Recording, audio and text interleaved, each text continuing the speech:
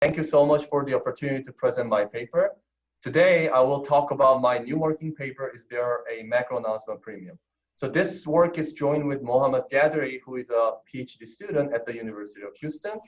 So he's on the job market this year. I left Houston this summer, but I have been working with him over the last 5 years, writing a few papers together. He's an excellent candidate if you're looking to hire in the field of macrofinance, derivatives, and asset pricing in general. So let me start with the motivation behind this paper. What is the main source of the high equity premium in the data? This question is actually at the heart of what modern asset pricing theories have strived to address. So lately, the literature has discovered pretty striking return patterns in the equity market. First documented by Saber and Wilson, and further confirmed by Ian Bunzel and others, more than 50% of the entire equity premium is realized over days with macroeconomic announcements. This is quite surprising because macro announcement dates only occupy a small portion of the entire sample. So for illustrative purposes, here I draw a timeline.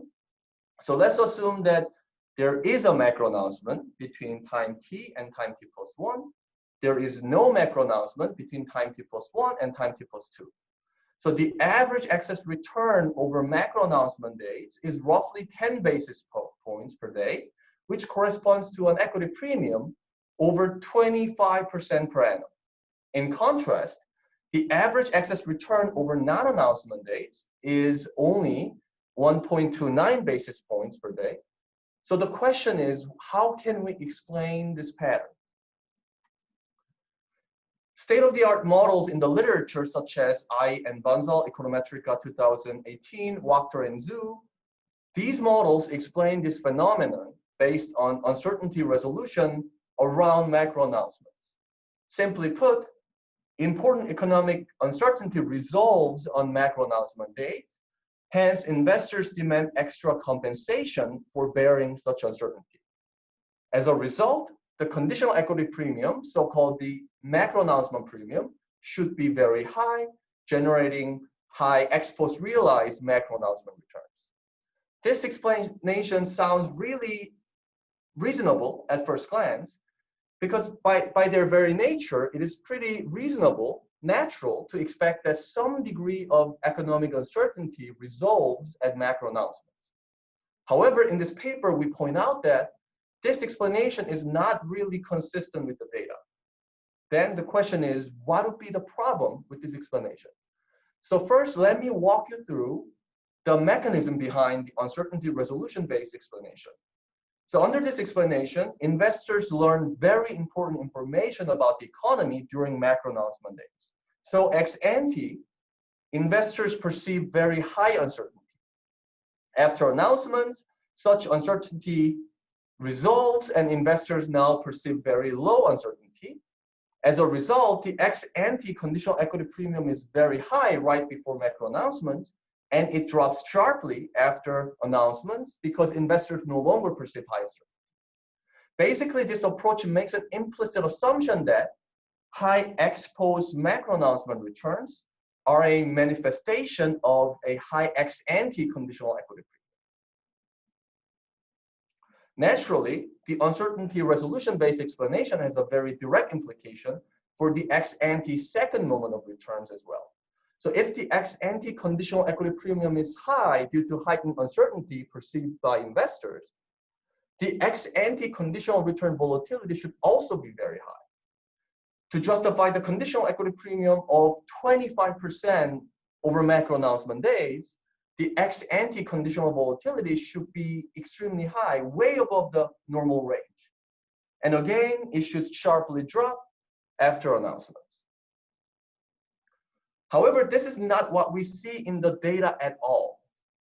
The ex ante return volatility, such as the Garch volatility or eGarch volatility, barely drops before and after macro announcements. The gap is even less than 0.1%.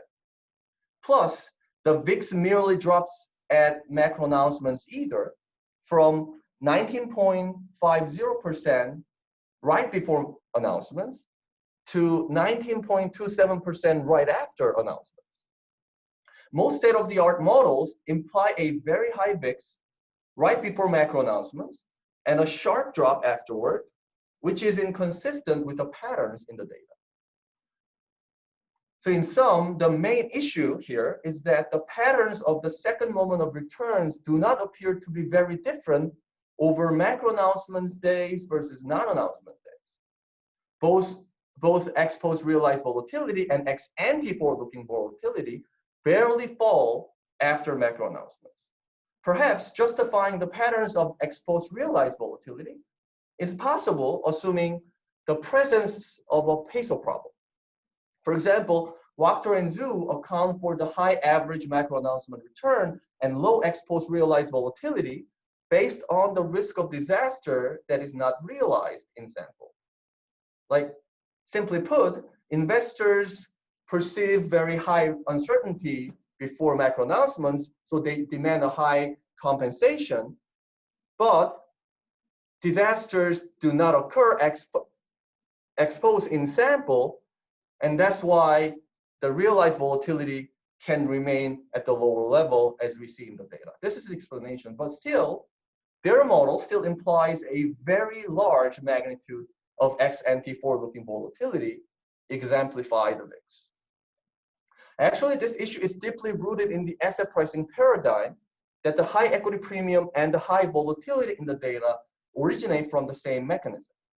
Therefore, in virtually all dynamic equilibrium models, a sharp spike in the conditional equity premium comes with a sharp spike in the ex-ante conditional volatility.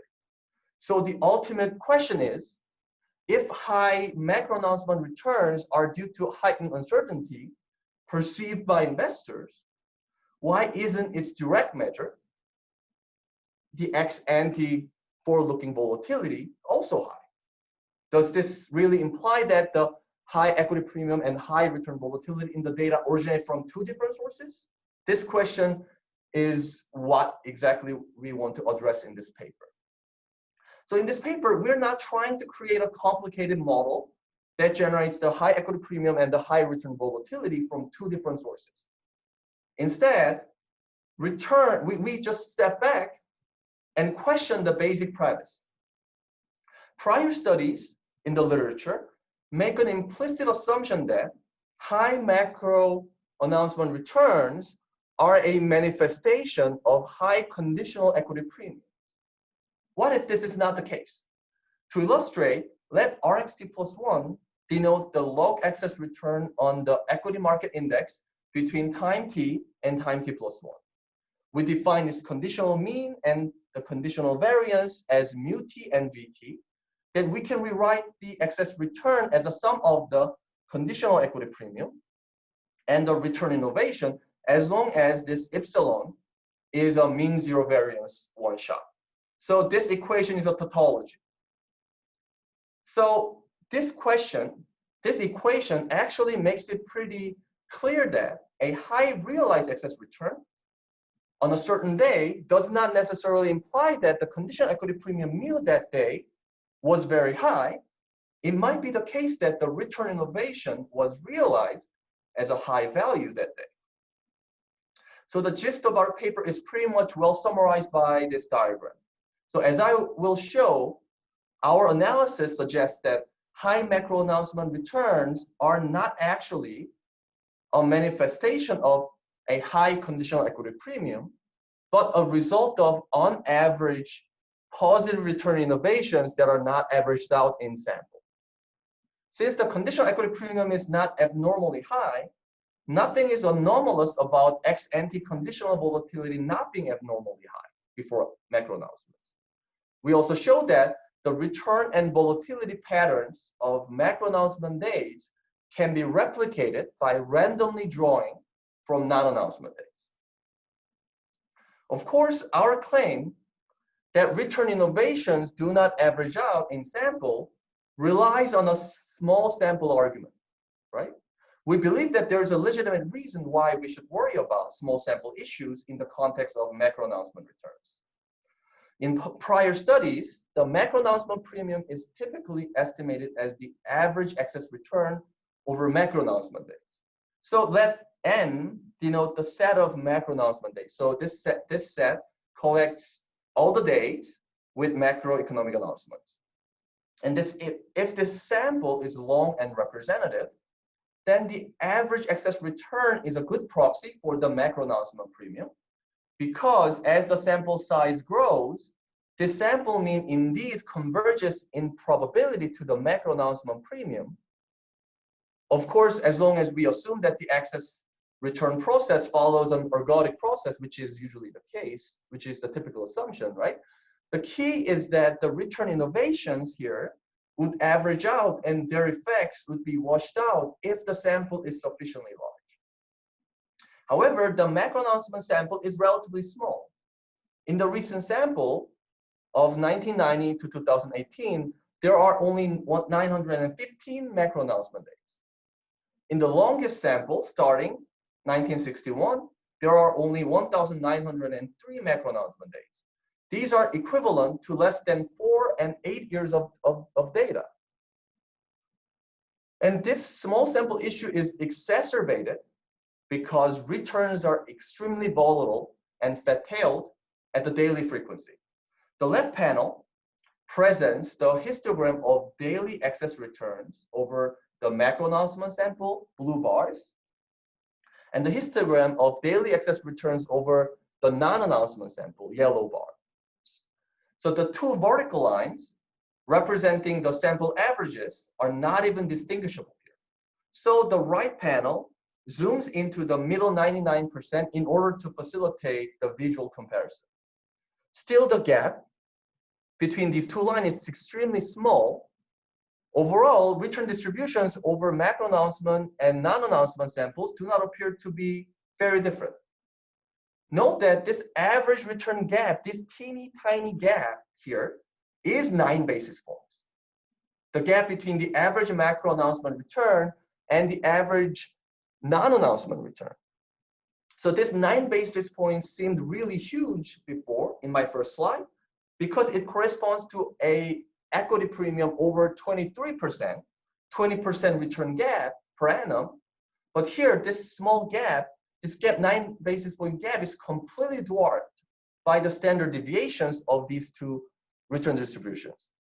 The moments of these two distributions actually look pretty similar. The standard deviations of these two distributions is almost the same, 110 basis points. So this 9 basis point is nothing compared to the standard deviations of these two return distributions, standard deviations. So given that daily returns are extremely volatile and fat-tailed, it is completely possible that return innovations here do not average out. And as a result, the average excess return misrepresents, in other words, greatly exaggerate the true risk premium over the macro announcement sample. So before I move on to the details about our econometric approach, I want to clarify that our conclusion does not mean that macro announcements are not important. In other words, the lack of an extra premium over macro announcement dates does not necessarily imply that macro announcements are not important. Without a doubt, the Federal Reserve decisions and economic indicators have a huge impact on asset markets, constituting an important part of investors' information set.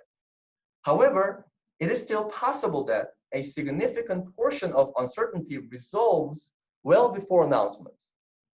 One aspect we should not overlook is that investors form their expectations about macroeconomic outcomes far ahead of their releases.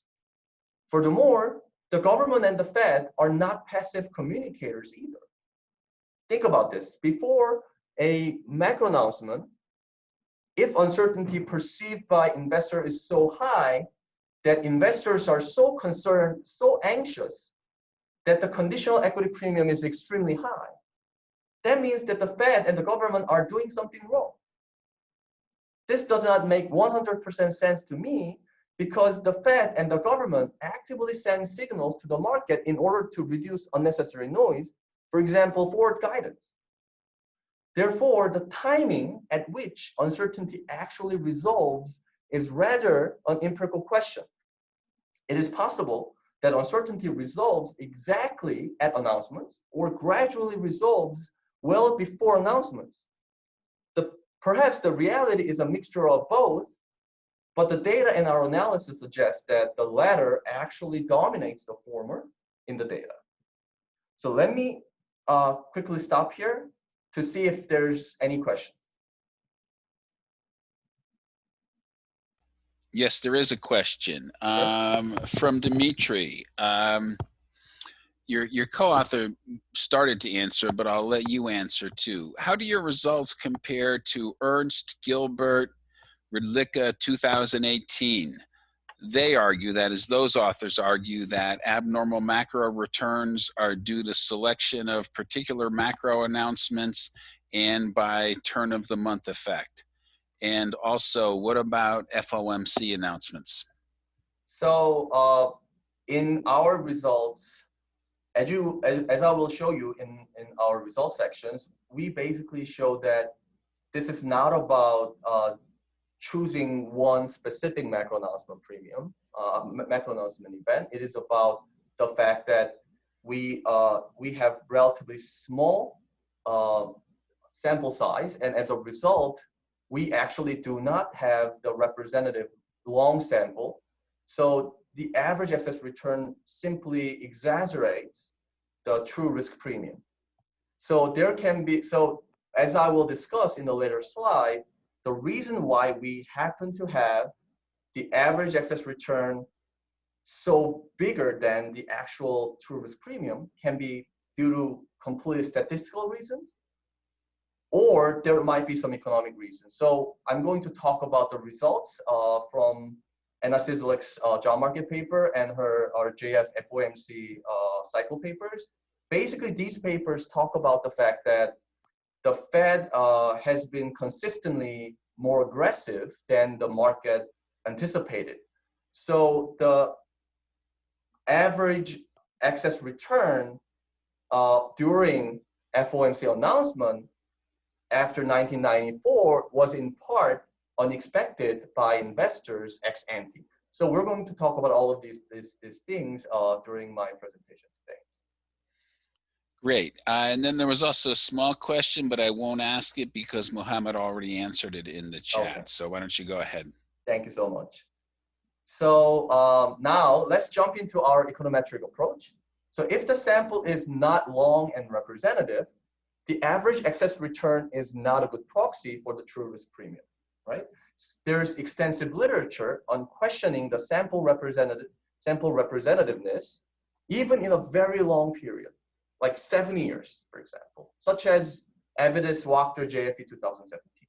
So these papers in the literature find that the average excess return over the last 70 years is not even a good estimate for the true unconditional equity premium.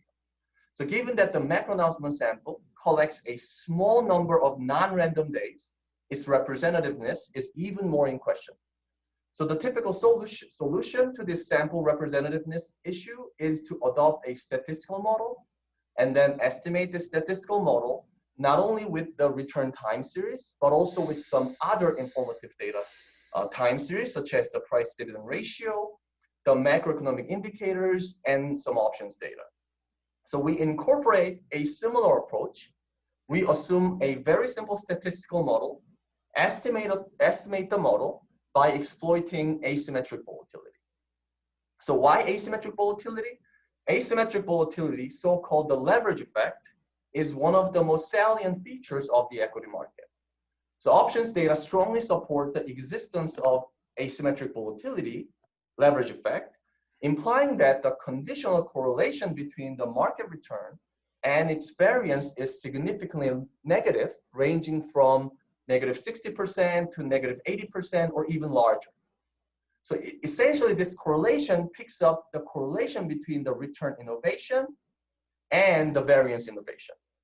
Therefore, we can see that the variance innovation can actually serve as a highly informative signal about the return innovation. In other words, if the market is hit by a negative innovation, market variance is hit by a negative innovation, it is probable that the market return experiences a positive innovation. So this enables us to statistically disentangle the conditional equity premium from the return innovation. because we know that the sum of the two, right? Now we have an informative signal about the return innovation. So it is possible for us to statistically disentangle these two elements. So now let me talk about the statistical model. So in the data, the patterns of the second moment of returns do not appear to be very different between macro announcement days versus non-announcement days. So we assume that the daily conditional variance V simply follows a conventional volatility process, a discrete time version of a mean reverting square root process. V bar, phi, and sigma are the long run mean, persistence, and volatility of the conditional variance.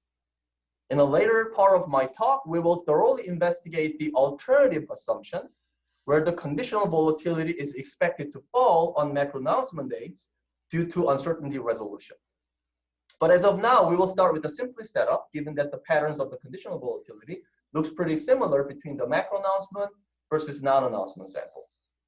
So return shocks epsilon and variance shock U assumed to follow standard normal.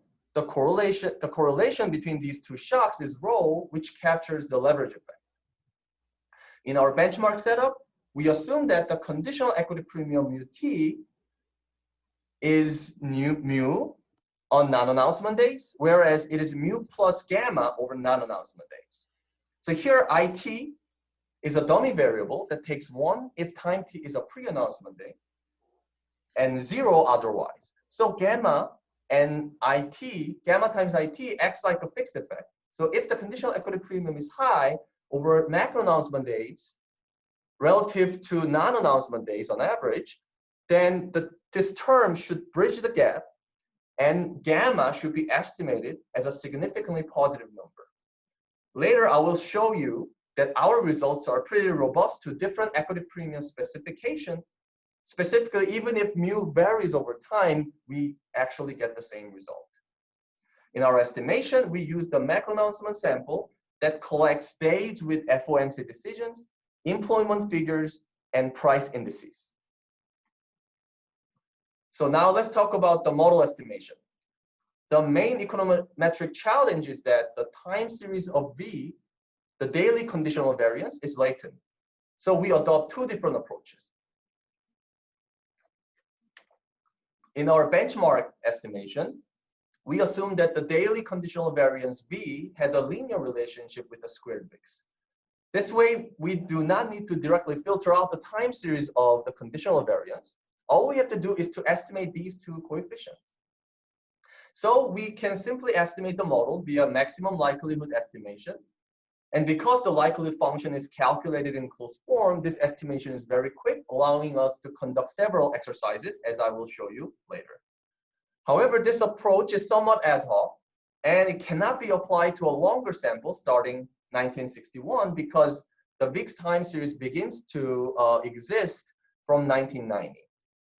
So in our second approach, we directly filter out the time series of the conditional variance via Markov chain Monte Carlo MCMC. We dedicate an entire section of the MCMC estimation, but the bottom line is that regardless of using MLE or MCMC, we obtain exactly consistent results. So for the sake of time, I'm going to show you our main MLE results based on the sample of 1990 to 2018. So now let's see the main estimation results.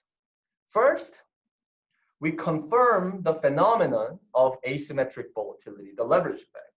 The correlation is estimated to be around -70%, consistent with the literature. We also find that the estimated parameters governing the return dynamic, variance dynamics are pretty reasonable. For example, the long run variance, the long run mean of the conditional variance is about 1.043% at the daily frequency. And this corresponds to roughly 16 to 17% volatility at the yearly frequency. The key result from this table is that gamma is estimated to be statistically not different from 0. The point estimate is even negative. So this implies that at least under our benchmark setup, macro announcement days do not feature an extra premium on average. As a result, we can see that the average excess return greatly exaggerates the true conditional equity premium. While the average excess return over macro announcement days is 9.93 basis points, as I show you in my first slide, the average conditional equity premium is only 1.21 basis point, occupying merely 5% of the whole equity premium. So the main takeaway from this table is that a high average excess return and a high equity premium do not necessarily go hand in hand because the macro announcement sample is not long and representative from 1990. We obtained the same result from the sample starting 1961. So as we saw from the previous slide, over the macro announcement sample, the average excess return is 9.93 basis point, and the average equity premium is 1.21 basis point. So how do we explain this gap of 8.72 basis points? And this table shows the average return variance shocks as well as average return and variance innovations. Over macro announcement days, the average variance shock U is negative 0.15. So under the null that the model is correct, each U follows a standard normal distribution. So each average over 915 macro announcement days should follow a normal distribution with a standard deviation of 0.03. So this negative 0.15 is significantly negative with the t-stat even over 5. So we can see that shocks really do not average out when it comes to the variance. And through asymmetric volatility, on average negative variance shocks translate into on average positive return shocks. Again, this is statistically very significant. And according to our estimation, the average return innovation is estimated to be 8.27 basis point, exactly capturing the gap between the average return and average equity premium over macro announcement days. So note that this issue does not occur in the full sample. Average variance shocks and return shocks are pretty close to zero, and they're not statistically different from zero at all. However, this is not the case when we isolate macro announcement days only. So far, our analysis has relied on the macro announcement sample, collecting 3 types of macroeconomic news. So do we reach the same conclusion if we only choose one specific type of news? So the following table re-estimates the model under the 3 alternative definitions of the macro announcement sample: FOMC decisions, employment figures, or price indices. It is clear that different types of macroeconomic news do not lead to different outcomes. In each case, the estimate for gamma is still very small and insignificant, making the average equity premium much higher than its average excess return counterpart. So these results corroborate our findings that high macro announcement returns are mostly attributable to on average positive return innovations that are not averaged out in sample. In our estimation, asymmetric volatility plays a critical role. So to highlight its role in measuring the true magnitude of the macro announcement premium, we re-estimate the model by fixing the value of rho at 0, -25%, -50%, and -75%, and check how the estimated macro announcement premium varies. So when rho is 0, namely in the absence of asymmetric volatility, variance innovations in the data carry no information about return innovations. And thus, the macro announcement premium is estimated to be very high, about 8 basis points, which is fairly close to the average excess return in the data. However, as the magnitude of rho increases, negative variance innovations are more likely to be translated into positive return innovations, making the premium monotonically decreases, as you can see, when you have rho equals to negative 75%, the equity premium is less than 1%. That is, estimating the macro announcement premium using the average excess return only makes sense if asymmetric volatility is weak in the data. Clearly, this is not the case in the data. Asymmetric volatility, the leverage effect, is one of the most robust features of the equity market. Options data strongly support the existence of asymmetric volatility. So, in conclusion, we can see that the average excess return greatly exaggerates the true macro announcement premium. So we also check the robustness of our results to different specifications for the conditional equity premium mu. In the benchmark case, mu t only takes two values, right? Mu over macro non-announcement days, mu plus gamma over macro announcement days. So what if the conditional equity premium varies over time? Specifically, what if it varies with the level of uncertainty in the market proxied by the conditional variance Vt? In the first case, mu is linear in V. In the second case, mu is affine in V. But regardless of the assumption, we find that gamma is estimated to be small and statistically insignificant. Again, the macro announcement premium is estimated to be much smaller than its average excess return counterpart.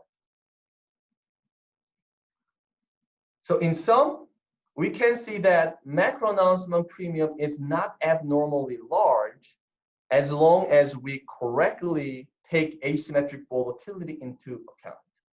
So it turns out that over the macro announcement sample, the average variance innovation is negative, suggesting that the average return innovation is positive. So we have a small sample issue. But we should think about the possibility that our statistical model is incorrect, misspecified, right? Specifically, what if the declines in conditional variance over macro announcement dates are not due to negative variance innovations, in other words, unexpected falls in the conditional variance, but due to negative drifts, in other words, expected falls in the conditional variance. This is actually quite a plausible alternative story because it is natural to expect that some degree of economic uncertainty resolves at macro announcements. This is essentially the mechanism behind all state-of-the-art models explaining high macro announcement returns using uncertainty resolution. Perhaps the conditional variance is expected to fall on macro announcement days, and our statistical model is too simple to capture that feature of the data. So the key question is whether declines in conditional variance over macro announcement dates are unexpected negative innovations in the conditional variance or expected negative drifts. So from now on, I'm going to show you 3 empirical results which help us determine which explanation between our asymmetric volatility-based explanation versus the uncertainty resolution-based explanation, which explanation is more in line with the data. Okay, let me quickly stop here to see if there's any question that I need to answer. Yeah, so there's a lot of discussion in the chat, but I decided not to interrupt you because there's a lot of discussion of your sort of specification and approach. So actually what I'll do is it's kind of a lengthy and confusing, well, I'm not clear how your co-author's been answering their questions. So what I'll actually do now is if people who've been participating in the chat want to ask follow-up questions, why don't you unmute your microphone and ask Song now? So if you want to, anyway, so I'll give people who've been participating in the chat, feel free to unmute yourself and ask your questions. So should I go ahead, Neil? Go ahead, yeah. So I like the overall approach. So I just want to be clear. I like how you approach this issue. It's just when we have a sort of once you start modeling things this way, we have a particular tool to address specifically announcements, which is jumps. Right? It goes back to PSA's job market paper. Dubinsky, Johannes did in the context of equities, right? So I reacted in the beginning to the fact that you had basically conditional mean related to that, but not the innovation. And obviously when we have terms, it also has a knock-on effect on how variance behaves, right? Because you basically have variance also jumping on the same, mechanically jumping on the same. And so because it's a square, right, you have a sort of a positive actually effect on the innovation and variance. Yes. And so this is how we got into also discussion with Bjorn, because Bjorn was saying that you're actually finding more of the negative outcomes, innovations and variance. And I think that it could be a result of misspecification, potential model misspecification. So I think I see. So Bjorn can I completely agree, and this is a great comment. So we are also concerned about our specification not being really general, and maybe we are missing something out of our specification. So from now on, we're going to do everything model free. We're not going to do any and make any modeling assumptions from now on. So actually, if we see the data, the VIX or other conditional ex-ante conditional variance actually drops over macro announcement days. And that drop is really, really small, 0.1%, from 16% to 15.990%, for example. So when we specify the model, we wanted to consider a very simple case where the volatility is simply following a standard square root process, because we do not find any evidence that volatilities are behaving slightly differently before and after macro announcements. And then we basically see if we can justify the patterns of the data using our simple model. So what our estimation suggests that is we don't have any problem with the simple model, as long as we have an insignificant macro announcement premium, everything looks fine, right? However, this does not invalidate the alternative story, the uncertainty resolution-based explanation. That's exactly why we're going to compare our very simple explanation. Our explanation is that there is no compensation, extra compensation for holding equity right before macro announcement dates. This is an empirical statement, of course. That is the case in the data. What we see in the data is simply positive return innovations that are not averaged out. Because we have a small, very short sample, these positive return innovations, they did not wash out in our current sample. That's why we have really high macro announcement returns.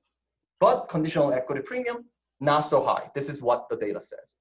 But the alternative story, very high risk, uncertainty perceived by investors, conditional equity premium was very high, variance expected to fall. Of course, this is qualitatively not really making much sense, given that equity premium goes up by 25%, but volatility drops 0.1%. But regardless, we're going to carefully examine this alternative hypothesis as well.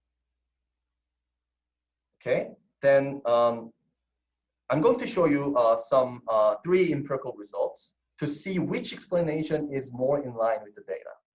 First, we compared the empirical relation between excess returns and changes in the squared VIX over different samples, the macro announcement sample, non-announcement sample, and the entire sample. So note that asymmetric volatility is typically measured by the empirical relationship between these 2 variables over the full sample, right? So if macro announcement days are really special and operate with a separate mechanism, then this relationship might be distinct in the macro announcement sample, right? Because typically what we measure out of the full sample is positive return innovations versus negative variance innovations. But suppose that macro announcement days are special and operate with a separate mechanism. In other words, large conditional equity premium, expected falls in the conditional variance. In that case, it is natural to expect that probably the relationship between these 2 variables might be different empirically. But as you can see from panel A, the empirical relation between excess returns and changes in the squared VIX is almost identical. So almost the same slope coefficient, almost the same R square, regardless of the sample that we examine.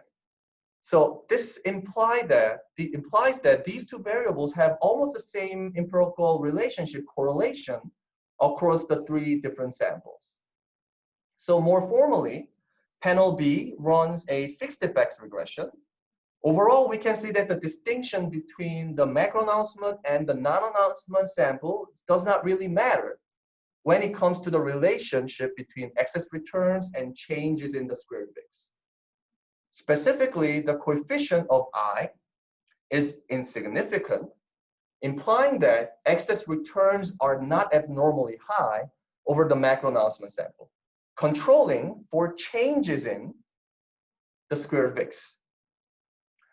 The coefficient of the interaction term is also insignificant, suggesting that the relationship between these two variables is unaffected by the distinction between the two subsamples, macro announcement sample versus non-announcement sample.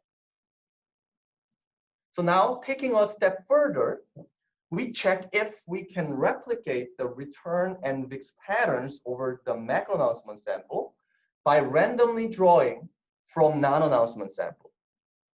So we draw 1 million random samples with the same sample size out of non-announcement dates. So we do not use any macro announcement dates. We only use non-announcement dates, and we draw a sample with 1 million days. So each blue cross marker represents a pair of the average excess return and the average change in the VIX, squared VIX, from one simulation path, and compare with the given macro announcement sample in the data, the black circle marker here.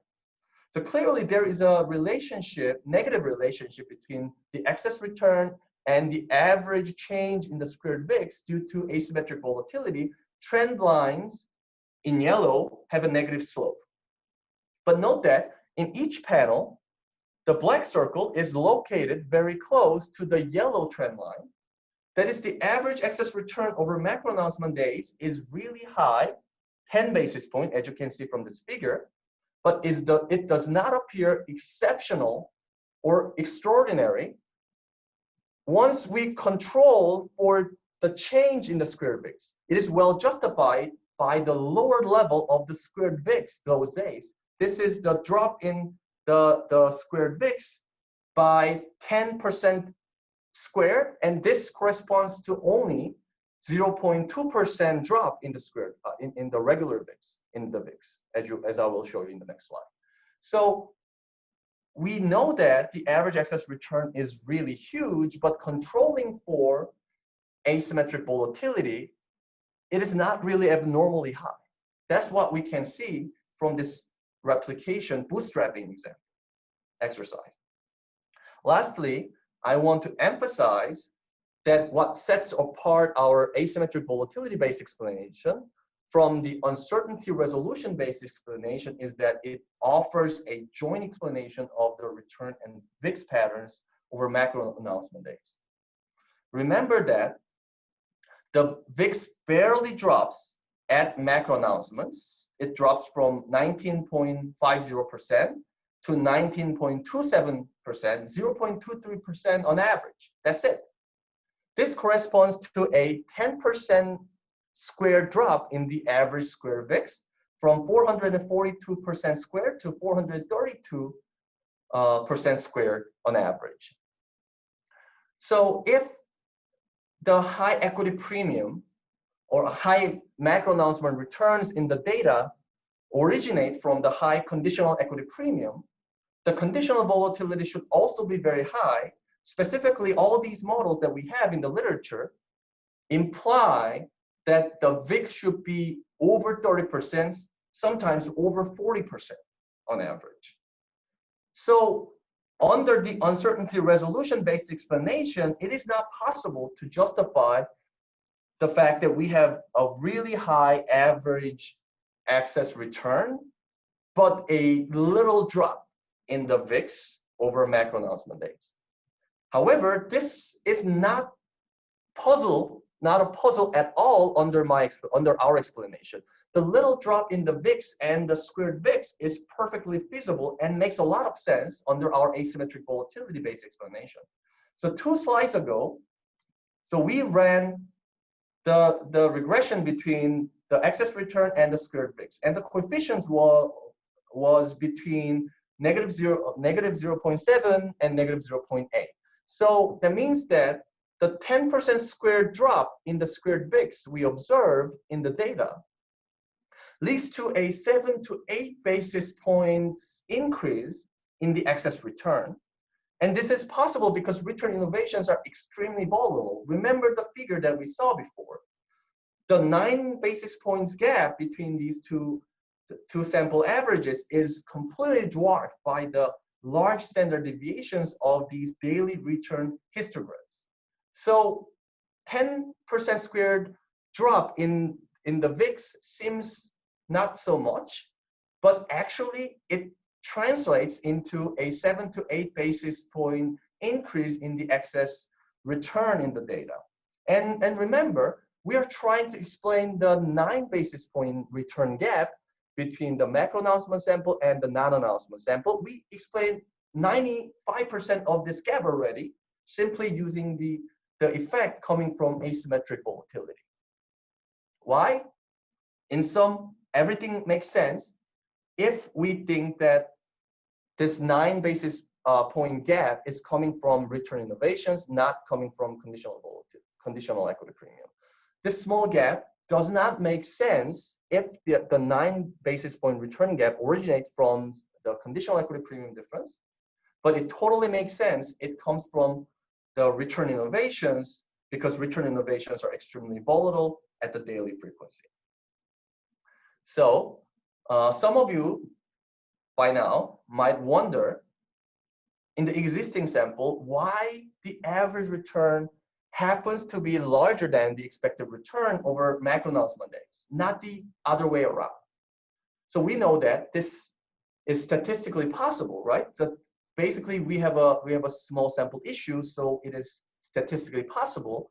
But you might wonder, why should this be the case, not the other way around? Why do we happen to have an average excess return being so higher than the expected return?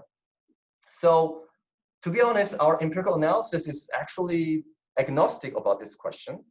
While this can be purely due to statistical reasons, recent empirical evidence provides some economic insights. So note that high macro announcement returns in the data are mainly generated over FOMC announcements. So Sislak 2018 RFS paper, this paper finds that since the 1980s, the Fed has surprised the market by taking more aggressive easing policies than the market anticipated. So building on this idea, Sislak et al. 2018 FOMC cycle paper, JF paper, argue that the high average return in the post-1994 FOMC announcement sample was in part unexpected by investors ex ante. So these results are exactly consistent with our results. The Federal Reserve's more than anticipated easing policies result in positive return innovations and negative variance innovations that are not averaged out in sample in our statistical model. But remember, still our small sample argument is really critical in their results, right? The sample is too short to accommodate or internalize investors' subsequent belief revisions in response to positive surprises from the Federal Reserve.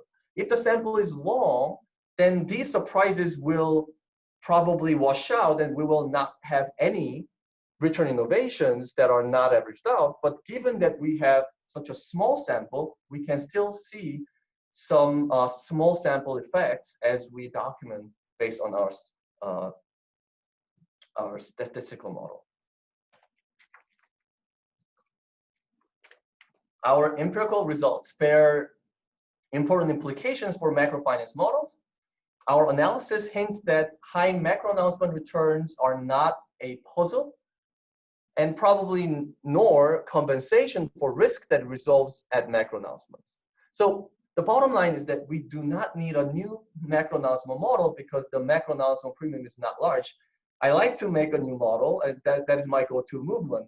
You know, if there's a puzzle, there's a good research opportunity for me because I can create a new model, I can write a new paper. But at this point, I realized that we should step back and really think about that this high average macro announcement return is really coming from the high conditional equity premium. Our analysis says that probably not, okay? So our analysis hints that we don't need a new model. Traditional models are just fine because we do not have any higher than normal conditional equity premiums around macro announcement days.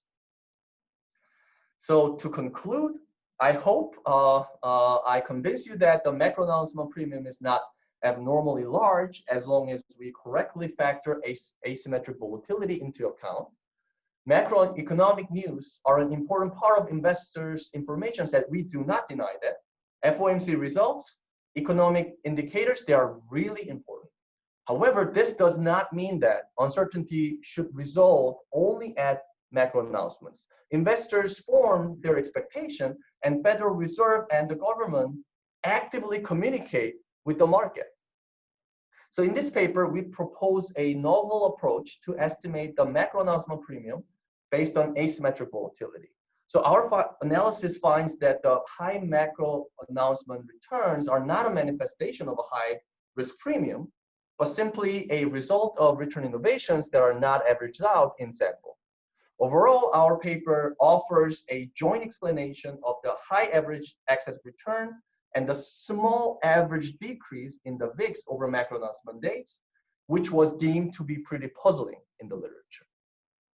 That's it. Thank you so much. So thanks. Anyone who has questions that they'd like to ask, or if they'd like to continue the discussion in the chat, or tell Song he's wrong, or anything else, please feel free to unmute yourself and ask your question orally.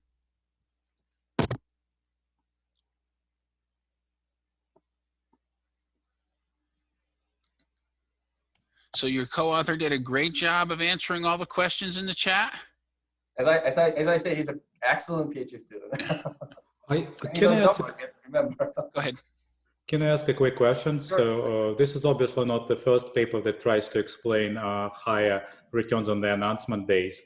Can you, like, for example, A. Bansal and so on and so forth, how does your paper fits into all of this discussion that is in the literature? So that's a fair question. So macro announcement returns are really high, and people have been trying to create a new model to justify the pattern. So the basic premise behind these models was the fact that the high average excess return before macro announcements is a manifestation of a high conditional equity premium, right? So investors learn something about the economy, very important piece of information about the economy. So they perceive really high uncertainty right before macro announcements. So conditional equity premium is really high, and we are able to generate high macro announcement return. This is exactly what I and Bansal do, Wachter and Zhu do. But basically, we are claiming that this might not be the story that we are seeing in the data. Conditional equity premiums are high, but surprisingly, conditional volatilities are not high at all, and we do not see any different patterns before and after macro announcements. So the bottom line is that probably we don't need a new model. All we have to do is to see the data really carefully, as we show using our statistical model. What we really have in the data is a small sample issue. And it can be purely statistical, or we have a legitimate reason, as Anna's paper points out. But the bottom line is our sample is not really long and representative to assume that return innovations were all washed out. We have return innovations whose standard deviations are 110 basis points. And we're talking about the 9 basis point return gap there is a good chance that we have not so high conditional expectations. That's why we have not so high conditional volatility in the data. And I think my take is that if Federal Reserve is doing a good job, we really do not have to perceive that high uncertainty right before an announcement, right? For example, forward guidance, we know, although the announcement wasn't made yet, I'm talking about the next FOMC result, we don't know the result yet, but I'm pretty sure that we can predict that 99.99% as of today, because Fed will not change the interest rate in the next meeting, right? So the bottom line is, even if the announcement was not made yet, some occasions, investors can properly expect the future decision. And in that case, we really do not perceive high uncertainty. So overall, our data suggests, our analysis suggests that we do not necessarily have a very high macro announcement premium. What we see in the data, high macro announcement returns, is not about the ex-ante expected conditional equity premium. It is just a positive surprise that is not averaged out in the sample. Christian? I'm happy to I'm happy to jump in. I didn't have an explicit question. I was just unmuting in case I had to conclude. But 5 or 6 years ago, we had Francis Longstaff as a keynote speaker for CDI saying that macro derivatives were the new macro, and I thought this was a bold statement back then. Seeing how VIX futures and S&P futures have been used in the last month in the presentations that we're seeing, I'm happy to see that he was right. So on that note, I just wanted to thank you, Sang, and for a very insightful presentation.